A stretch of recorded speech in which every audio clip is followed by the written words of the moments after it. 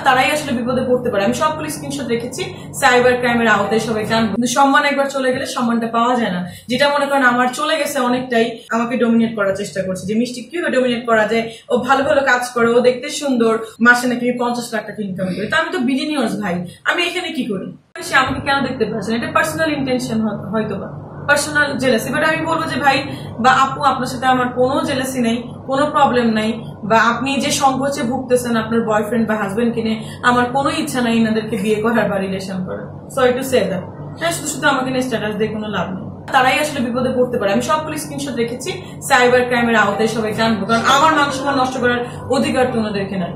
উনি কিন্তু আমার সিনিয়র আপু হয়ে সে চাইলে কিন্তু আবার কি করতো, ওনাকে ফোন করতে পারতো জয় ভাইয়াকে, যে এই দরকার নেই, এটা আমরা ঝামেলা না পাতে, আমাকে বলতে পারতো ঠিক আছে তুমি কথা বলো।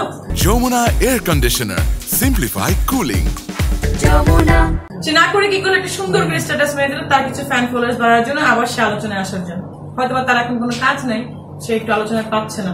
আমি চাই না কেউ আমার কাছে মাফ চাক। আমি যে অ্যালার্ট করতে মানে যে আমাকে নিয়ে স্ট্যাটাসটা দিবেন না, শুধু আমাকে নিয়ে কেন, কাউকে নিয়ে আপনি ইনফ্যাক্ট দিতে পারেন না, কেন দিবেন আপনি?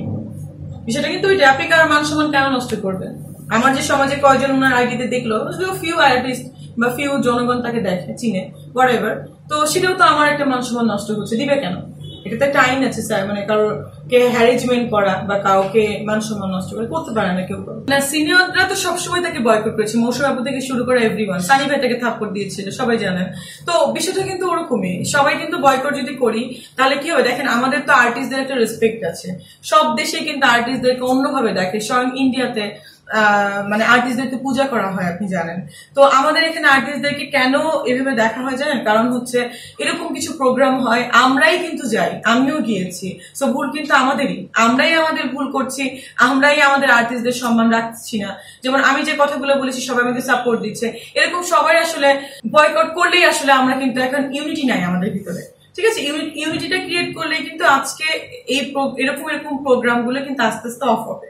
তো আমি সবার উদ্দেশ্যে বলতে চাই, সব যারা আর্টিস্ট আছেন দয়া করে নিজেদের সেলফ রেসপেক্টে রাখার চেষ্টা করবেন। সেলফ রেসপেক্ট অনেক ইম্পর্টেন্ট থিং।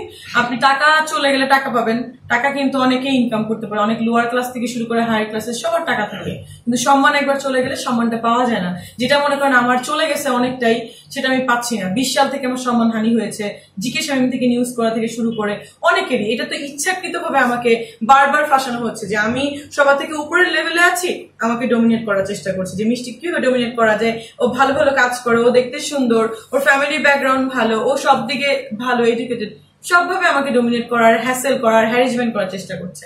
আবার দেখলাম কেউ কেউ স্ট্যাটাস দিচ্ছে যে মাসে নাকি 50 লাখ টাকা ইনকাম করে। তো আমি তো বিলিনিয়ার্স ভাই, আমি এখানে কি করি? আমার তো এই যে এতটুকু একটা ফ্ল্যাটে থাকা প্রয়োজন, তাহলে তো আমি পার্সোনাল জেট ইউজ করা উচিত বা হেলিকপ্টার দিয়ে আসা উচিত ছিল আমার। যদি আমি 50 লাখ মাসে ইনকাম করি, বছরে ইনকাম কত হবে আমার বলে নাকি? মানে আমি ভেরি স্যাড থিং, আমি কিন্তু কখনো বলি না, আমি বলেছি যে আমার 2 ঈদ মিলে 30 লাখ টাকার মতো আমি ইনকাম করেছি।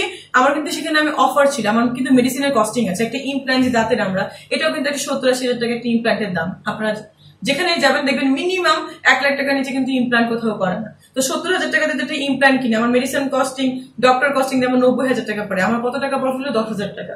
তো আমি যদি 15 লাখ টাকা, আমার তাহলে কত টাকা প্রফিট হচ্ছে বলেন? 1.5 লাখ টাকা মাত্র। সো না জেনে মিডিয়াটা, তারা তো মেডিকেল সায়েন্সটা না জেনে তারা বারবার কথা বলছে, এটা একটা ফিলার ট্রিটমেন্ট বলেন, বোটক্স ট্রিটমেন্ট বলেন, এগুলো তো মেডিসিন কিনে আনতে হয় বাইরে থেকে। এটা তো ফ্রি, আমার তো কোম্পানি না, আমি ফ্রি এটা ইয়ে করবো। তো তারা কিভাবে বলে যে আমি এত টাকা ইনকাম করে মানে এরকম করি? ইনকাম কোথায় করতেছি আমি জানি।